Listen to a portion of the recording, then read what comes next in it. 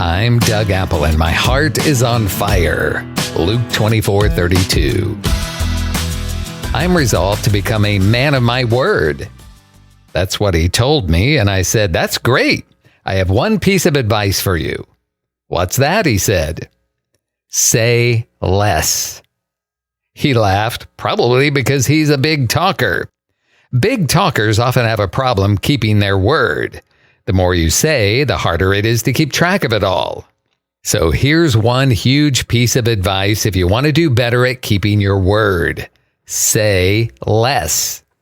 In Matthew 5:37, Jesus said, "Let your yes be yes and your no be no. Anything more than this comes from evil."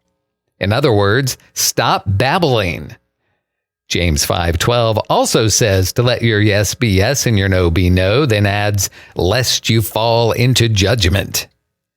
Ecclesiastes 5:4 talks about the importance of keeping your word, and it says, for God has no pleasure in fools. Do you ever add things to your words like, I will, I promise, or worse, I swear to God? Listen, you should never have to add anything like that to your words, because your word alone says it all.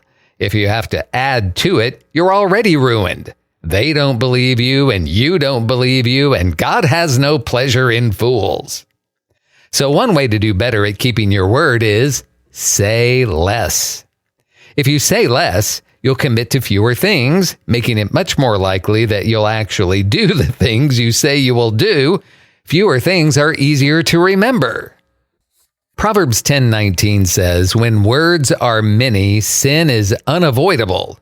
The more you talk, the more likely you are to sin. It's like a water tap. Open it a little and you have complete control over it.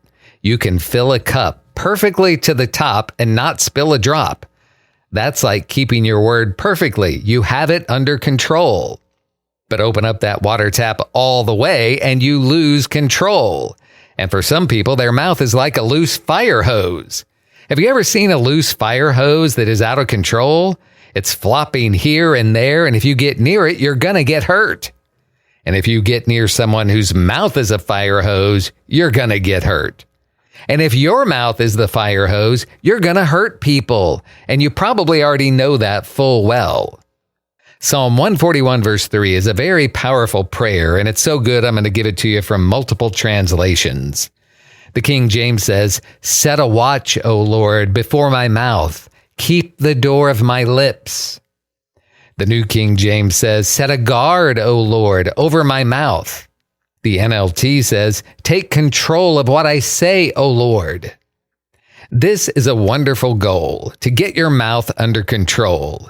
You want to become a man or a woman of your word. When you say something, people can count on it. And here's one major tip for keeping your word. Say less.